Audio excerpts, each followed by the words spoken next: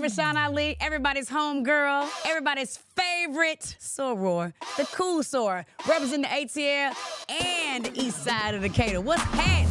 5, 4, 3. Okay, here we go. It's the Cool Soror podcast, hosted by me, Rashan Ali. With all of what you've said in mind, what was the process of embracing submission as a woman in a marriage with this dynamic like for you? I grew up in a household where my mom wore the pants. She was in control of everything. And while she took care of everything and it was great, my dad was just like, football coach. You're like, I don't want to do all that. Just tell me where it is, I didn't want to do that in my own.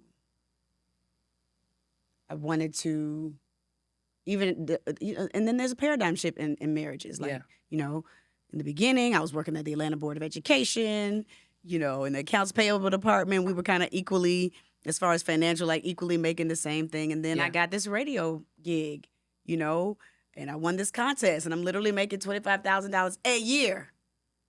$787.50 every 2 weeks. $787.50, right? But I'm on the hottest show in Atlanta. I'm on the hottest show in Atlanta, making $25,000. We had a split. Me and CJ, my girl CJ, we had to split a $50,000 salary. So they gave us $25,000 apiece on the hottest show in Atlanta, So we went from that, but then I things started happening. Yeah. And the clubs, and you in the club, you can get you $300 or $400 for a 2-hour period. But I'm making it. I'm rolling in the dough, in my mind. And then, once things started to move, and then Ryan left, and then now I'm in real contract negotiations. Shout out to Sharí Nycole. Like, she and Wayne Brown literally negotiated my first real deal where I actually made some real money. Yeah. Like, wow. And Donald Woodard, that's my attorney. But it progressed to that. But also, you move on in your career, and then you get fired. So you go from making... you in the club, you at Club Taboo, or you at the Underground. Shout out to Tiva, who runs the Atlanta Greek Picnic, who put money in my pocket.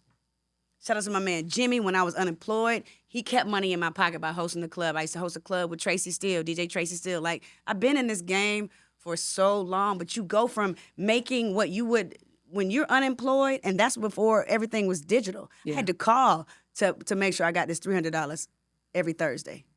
I would make that in a 30-minute club appearance. So that happened to me 3 times. I was unemployed 3 times from radio. So you can't tell me about not having or having to work. And even I know I had it. Like, if I had to call my mom and daddy, I could. Mm-hmm. But I also was a married woman. Now, my mom would tell you, my mama helped me. My mama has helped me tremendously in my life, all literally up until probably, prior to Sister Circle, that was 2017, 2018. And now she was like, you need anything? I'm like, Mom, I'm good. What you need? I'm gonna send a car for you. To be able to pay it forward. She's like, you need anything? I want to see all my money spent while I'm here, while I'm still alive to show it, But she has done so much for me. My brother was straight. He always been financially savvy. He's always been that guy. That ain't me. I'm a creative, and I just be like, we get it, let's spend it, baby. Right. Let's have a good time. Where the bottles at? That's me. That's the person I am. That's just who I am. I gotta get into I have a whole thing about finances and and scarcity when it comes to that, because it has been I've had a lot, and then all of it is taken away.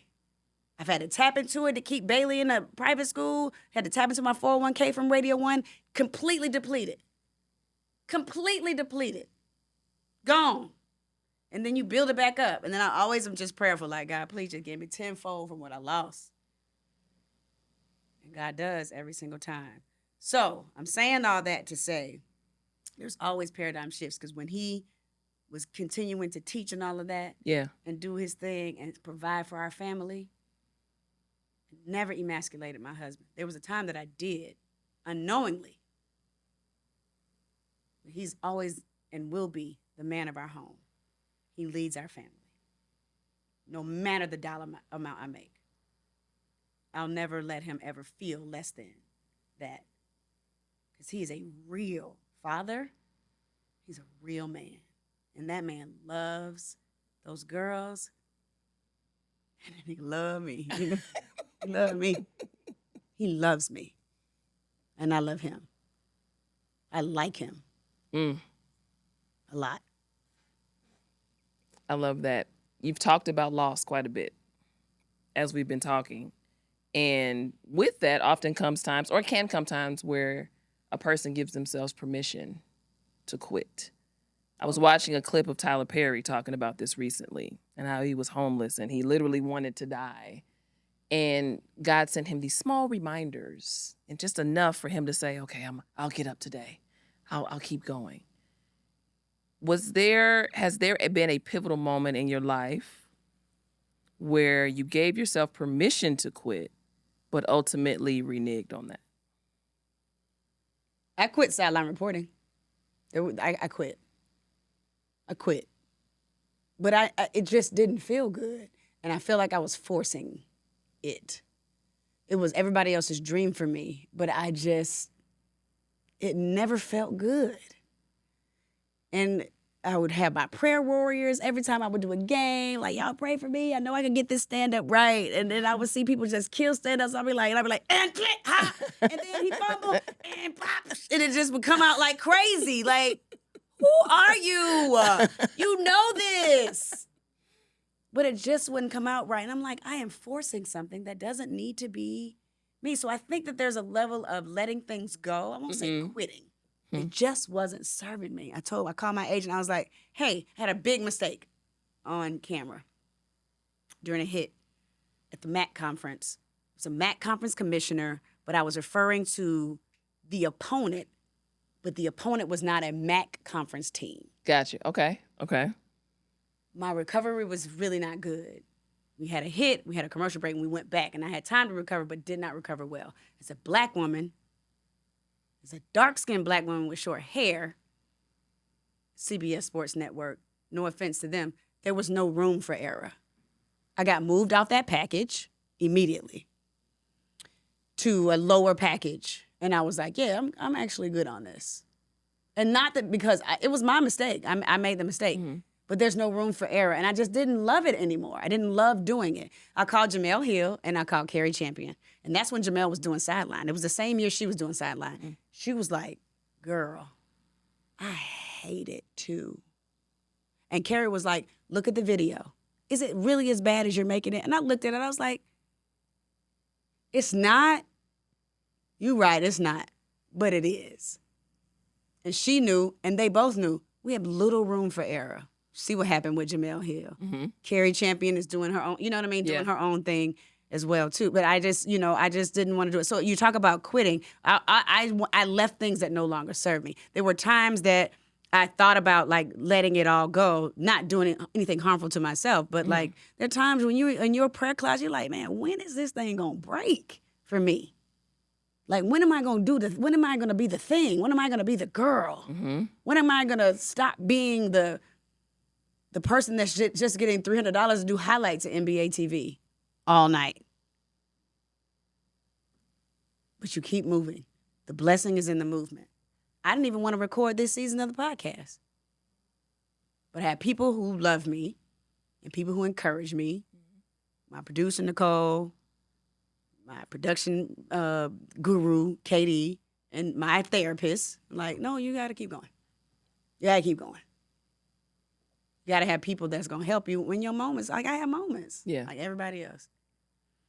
So, yeah, there are moments where I want to quit, but I also understand that there's somebody watching you that needs you to keep going. Keep going. You leave sideline reporting. Radio's behind you to an extent. Yeah. Here comes Sister Circle. Yeah, man. We'll both take a sip. I had to sign some paperwork. Ooh. When the show was canceled, so there's only a certain amount of things that I can say. Oh, really? But you didn't. I ain't had to sign none of that. I never knew you had to sign something. Yeah, they made us sign. I don't know if I can say that. We had to sign like an NDA of sorts. So I've had to be very politically correct with my opinions about what occurred or what have you. But for you, I'll ask you two questions. The first question is, when it ended, was it no longer serving you? Anyway. Oh, it wasn't serving me probably a year before it ended. It wasn't serving me anymore. Why? How so?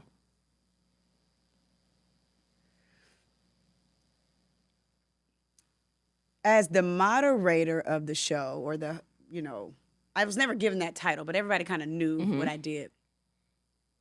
I had to navigate not only what was going on camera, but as a woman who's a cancer woman, we want to make sure everybody's good at the detriment of our own livelihood and our own sense of self. And so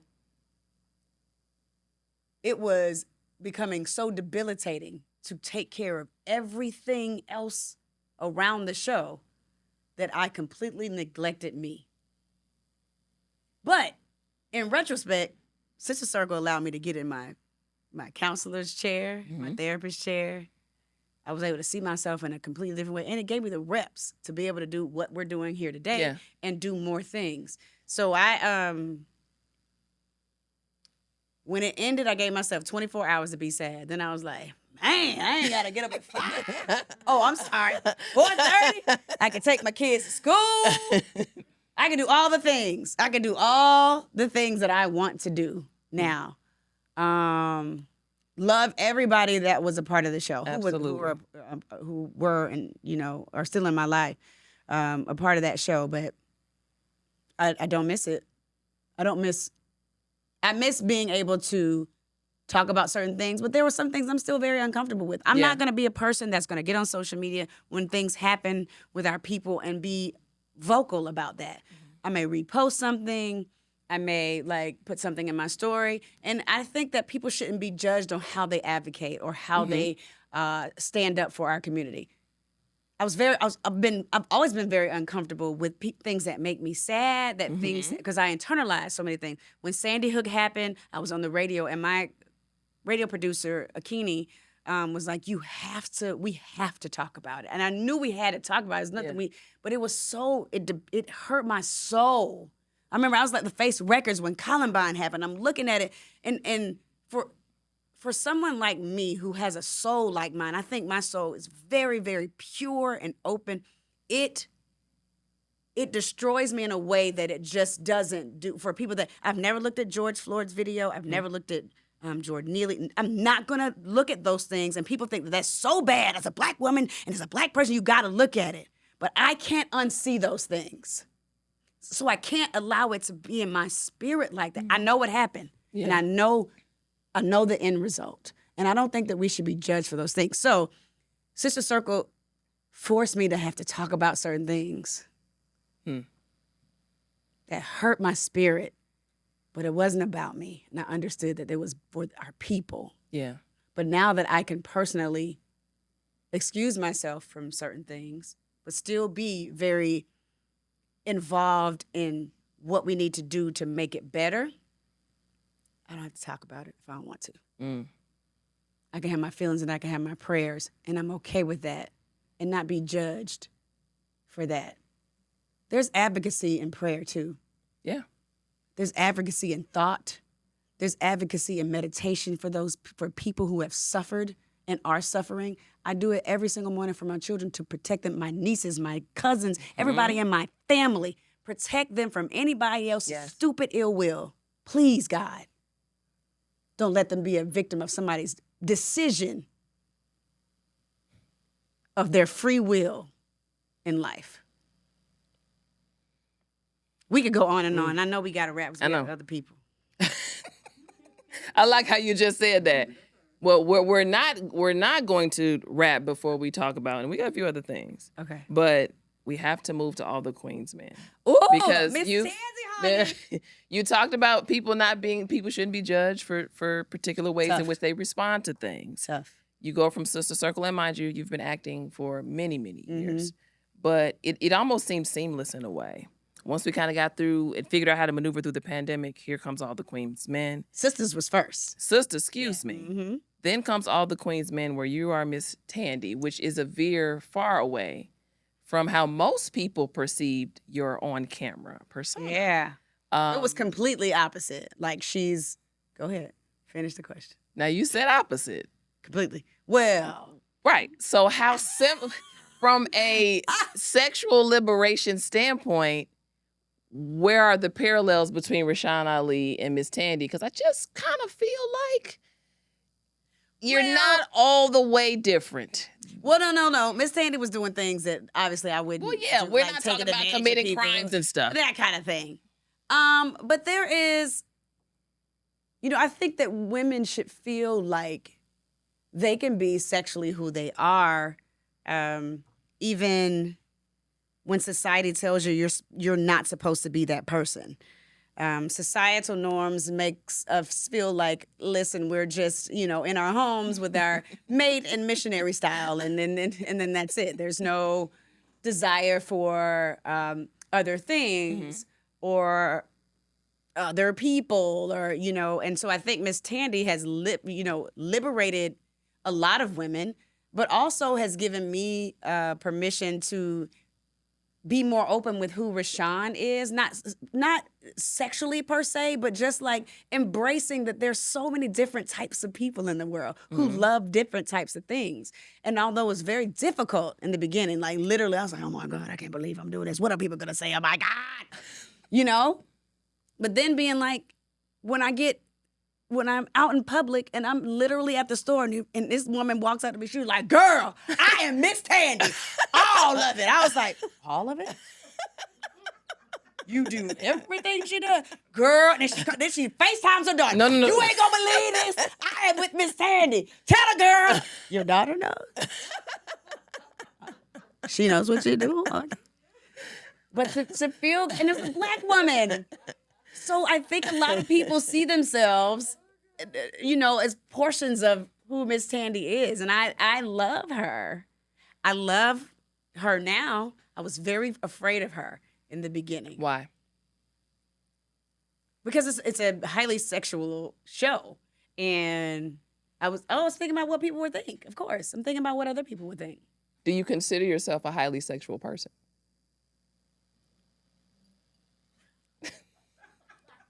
I mean,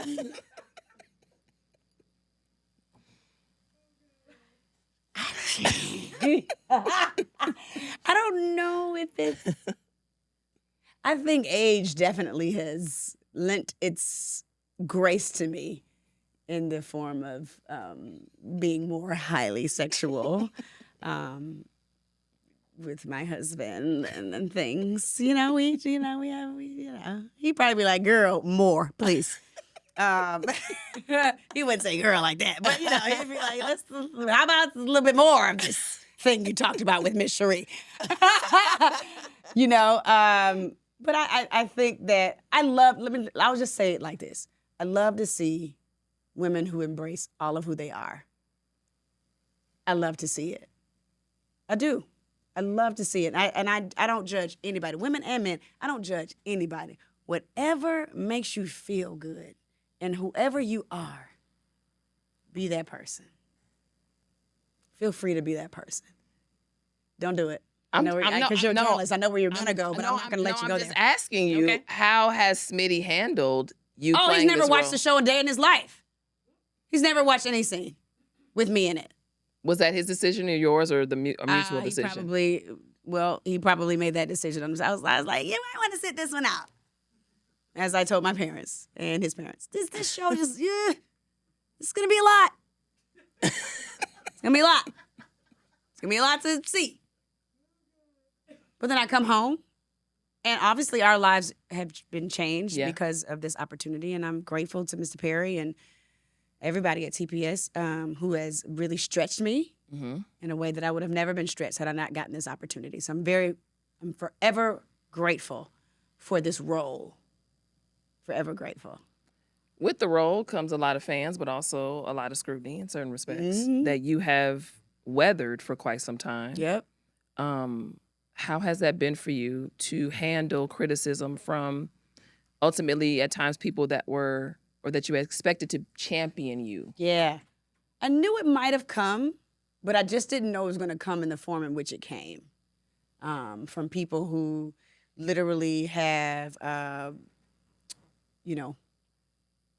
who you've spent a tremendous amount of time with, who you've worked alongside, and you realize that everybody's not going to be happy for you. And and then, being in a sorority, and being, viewed a certain way, or basically like how I've always presented, being this host and very upstanding. And not that I'm not that way, because she's a character. She Right. literally is a character. It's not like I'm on Pornhub and like, oh, did you see Rashan?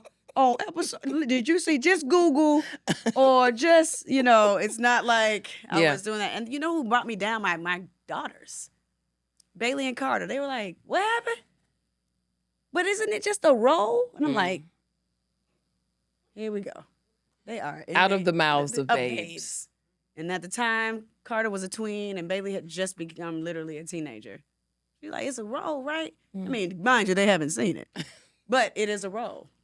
So that was very hurtful, and it made me move in a different way. I was like, let me just step back a little bit, so that, because I am blessed to be able to do so many things. Yeah.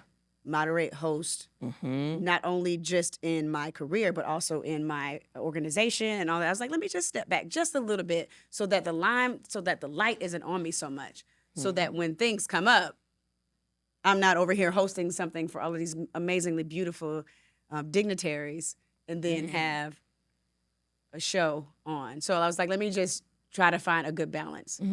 And that was just a personal decision to take a step back. Take a step back. And I have for about a year now. Okay. Well, you've taken a step onto the stage, the fitness competitor stage. Oof. You look amazing. I hope Thank Katie you. Go, the producer in me, wants him to insert photos of you on stage right here. It'd be so nice to see them. She's telling you how to do your job. Yes, look at that, me being a control freak. But in all seriousness, I mean, obviously this helped you in looking amazing on All the Queen's Men. Yeah. But you talked about body dysmorphia got it. earlier on in our conversation. Yeah. And also we've talked about perfectionism. These two things coupled together with fitness competitions sounds like a recipe for disaster. So I don't even know if I could say, how have you towed the line? How have you balanced that? Because it seems to me there is some imbalance there. Where do you sit right now, Rashan, Oh, with your body? Well, this season I've worn clothes that have covered up my arms. I mean, I don't know when this episode will air, but like the only thing I kind of show was like, a little breast with my conversation with my mentor and my brother, Ryan Cameron. But and people may think of this really crazy, but I think I'm big right now, honestly. Because when you come from that stage life, and people don't talk about this, when you transform your body, I literally transform my body. And there's a level of discipline, there's a level of things that you take away, like all of that for so long. And you get on that stage and you see things on your body that you've never seen before. Even as an athlete, my whole life I've been an athlete. But seeing things like, oh my God, here I am at 40. The first time I competed, I was 46, 45, something like that. And I was like, look at this. This is incredible. And then my last competition was last year this time. Correct. And so for about 6 months, I was able to kind of maintain it. And then I started living a little bit, like eating food, like having cocktail hours with people, like actually having a life. Yeah. But then my body was like, oh, we like this. Where you want to put it? Where you want to put all this extra stuff? How about your stomach? But then and your arm? there's this thing, this juxtaposition, dichotomy, whatever you want to call it. But like my husband and everybody in my life loves the way the new weight has landed, right? I got a little booty. You got a little something up here. Things I ain't ever really had before. I've had them, but they have landed great. Yeah. But I just You haven't ain't feeling really. it. You ain't feeling it. Some days I feel it. And some days I be like, man, you need to get yourself together. We're going to eat. We're going to start eating right after this. After you finish the podcast this week. Just come on, get back to right. Get back. But I still eat well, relatively. Yeah. I still work out. I recently, me and my trainer, as soon as I walked in, Rashad was like, I know you about to let me go. I can see it on your face. I just need new energy. So my husband is going to train me now. And I'm just trying to find who I am and find the body that I love again. And I know it sounds really over the top, especially for people who are struggling, like really have issues with their weight. And I don't, and that's why I don't really like to talk about it publicly, because people are like, girl, what are you talking about? You're a 4. But then for me, I know we're gonna go back in and shoot all the Queen's Men for the next season. Like there's the certain way I want to look when I go back into my character, because she's shown up in a way that looked like somebody who just walked off stage. Yeah. In the second season, I literally had just walked off stage, so my cuts were completely different than what they look now. Now, it might be some fans that be like, we like the thick Rashawn. So I'm just trying to find who she is in the middle, because I don't know if I want to compete in that way. At least not right now, because I want to go have sushi after the show today, and maybe some hot sake. I drink my water and I still work out, but there's a level of, and I told myself, babe, you really have not even given yourself of a year to live. Yeah. I competed for I did 3 shows in 10 months. But you got to think about it. I prepared prior to that. To be able to do 10 shows in 10 months, your body has to be at a certain way to be able to compete that long. So you have consistently looked and eaten and done the certain. That's a lot of life. And somebody broke it down to me. Are you endorsed by any of these people or any of these organizations or any of these brands? I'm a 48-year-old, almost a 48-year-old woman in the master's level. Ain't nobody endorsing me. Not now. And you got to be on a certain level to even think about getting an endorsement. Yeah. That ain't going to happen for me. It's all very personal. So I think about, like, why did I do it in the beginning? Go back to your why. What was that for you? I think it was because as an athlete, I felt like, oh, there's another level that my body can get to. And I want to see if I can do it. Most athletes always want to go higher. I don't care how old you are. Yes, talking to one now. I've been an athlete. I've been a competitive athlete since I was 5 years old.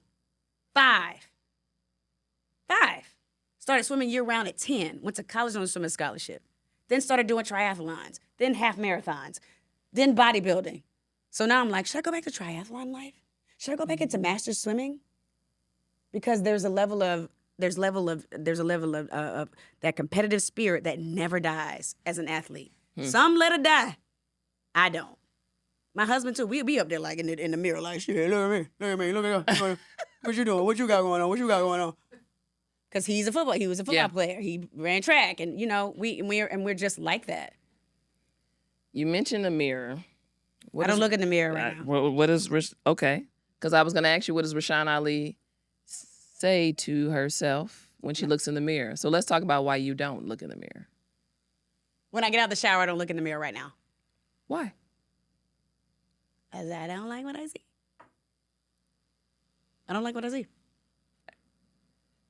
I don't like what I see. Because when you have come from that space, see, people don't talk about this part of being a competitor. They don't talk about that.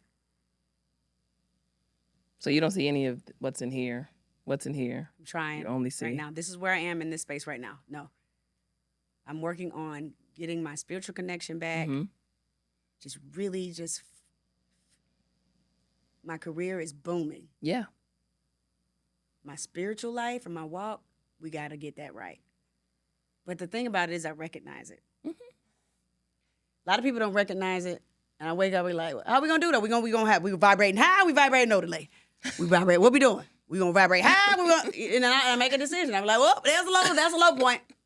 You gonna try to get high vibrationally later, or what we gonna do? I have real self-talks. To the point where you will talk to yourself out loud in rooms literally. Full of people. It's fascinating. I've witnessed it multiple times. Yeah. It's a thing, and I hope that people can understand to be okay with where you are. Yeah. Now, a month from now, I could be like, let me tell you guys, I have completely transformed my life. I'm doing and I am. I'm working on it daily. I'm like, let me do these affirmations and like these Palo Santo sticks. I can do it. But then I'd be like, man, hey, you want to meet for lunch? Where we going? You had the first shot? Okay, cool. And there's nothing wrong with that either. Right. But finding the balance and just getting my spiritual self back. But it's fine. Everything's fine, guys. You're saying that for you. Yeah, I am. That's your thing. Right. Rashan, I met you 6 years ago, Yeah. which is so crazy. I know. There is an assuredness about you that I didn't see when I first met you. I know. You talk about therapy a lot. When did you get in your bag, and how did it happen for you?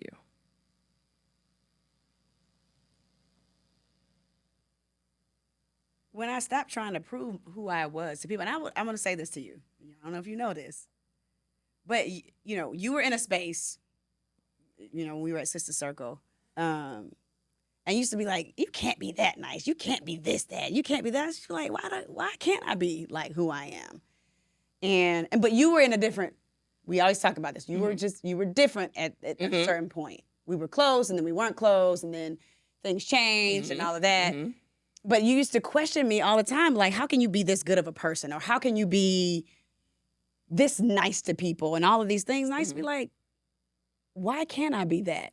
So I would have to say, You about to blame me for your no, you getting helped in your me. bag? You helped me believe in who I am, because it's okay to be. Because I didn't actually believe in who you were to an extent. Right. Interesting. I know. But this is me. This is it. All of the, I won't say trash, but all of the stuff and all of the stuff. Mm-hmm. So I will say you actually allowed me to think about it more. I was like, am I dope? Am I all these things? What am I hiding? What am I doing? So I would say Sister Circle really helped me. So while I don't miss Sister Circle helped me as a person more than it did professionally. That's good. Because that camera will allow you to see yourself. Absolutely. Not just see yourself, but see yourself. And I saw myself trying to be all these things for everybody else and was neglecting everything that Rashan needed. You just mentioned how we kind of close, fell out, close. We've been on a good. It fell out because it was you. Yeah, I had some growing up to do. It's fine. I like how you just moved the mic all back and got all crass. Yes, I had growing up to do. Fine. I am what, 12 years? Am I 12 years younger than you? My senior? My Yeah. junior? Probably around there. And I'm not trying to make this like a soliloquy or this long drawn out thing. But I think a lot of times, or oftentimes, Black women go through situations in friendship, especially in our industry. It's tough. It's a lot of things pulling and tugging on people where they kind of go in and out. And it's not necessarily discussed. The reconciliation piece isn't discussed as much as the degradation piece and the gossip piece and the tearing down piece. Mm-hmm. What say you to how you think we can do a better job as Black women in our particular industry? Grace.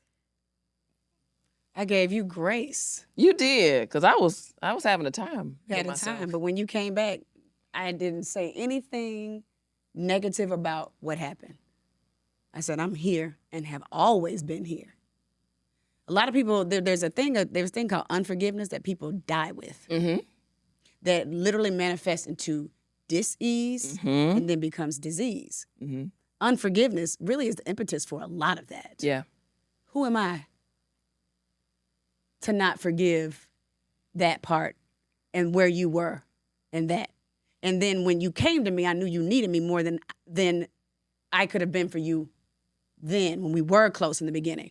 You needed me more at that second part, at that second phase. What if I didn't give you grace? We wouldn't be here. Definitely not. So Black women have to always extend grace. Nobody knows what we've been through. It's people out here who have been sexually assaulted, have been emotionally damaged, like spiritually, physically, all of these things. And we walking around here like the bad chicks that we are, damaged. Yeah. Damaged. And if we can't extend that grace to each other, then who are we? Who are we? Who am I to be like, nah, girl, that ain't how I'm made up. And I know that's not what you needed in the moment. You didn't need that. But I'm always going to be the person to big up every woman in my space. Every woman in this room. I have given life to by my words and my actions. Every woman in this room. And they can tell you. And that's how I show up. And I'm going to continue to show up. And I want my girls to show up for other women the same way I've shown up for other women. The hope is that we've done the same for you. Yes. But seriously, Rashan, I have studied you as not only a person, but also a professional. I have learned so much from you. At Sister Circle, being able to watch how you were consistent every day. Every day. A lot of people lack consistency. You came in the same every day despite everything that was going on around us. But it's also the same on the personal side. Mm-hmm. And I remember we were kind of having some rough patches. And I came and I said at one point to you, when I kind of came to myself, I said, thank you for seeing me enough in my heart to not abandon me. Wow. Because it takes a lot to still be in heart proximity to a person, even when you have to kind of create some distance because they're still trying to figure things out. You articulated that better than I could have ever articulated. I never left you. No, I I never felt like you did. Yeah. And so I thank you for that, and I thank you for your example. Yeah. And I thank you for being an amazing mentor. Thank you. And I I'm love you, hoping man. that people's lives, will be impacted by this conversation. Hope You so are too, man. I just one Cool Soror. And of course, Sharí is a member of Zeta Phi Beta Sorority Incorporated, and I'm representing Alpha Kappa Alpha Sorority Incorporated. Can we give it up for Sharí Nycole? Thank you, guys. I know we went long, and my producer, Nicole, is having a whole hissy fit right now. I see you A panicking. whole, girl, I got you, boo. I got you. We got it. I'm going to change clothes. We're going to get our next guest in just a second. Amen. Won't he do it? Hallelujah. Thank you so much. Please continue to follow us here at Cool Soror and follow us on Instagram and Facebook and all those things. But again, it's been my pleasure. It's been my pleasure to open up to each and every one of you more about who I am because, I wanted you all to know. And hopefully some of this stuff can be life-changing for you. All right, that's enough about me. Bye.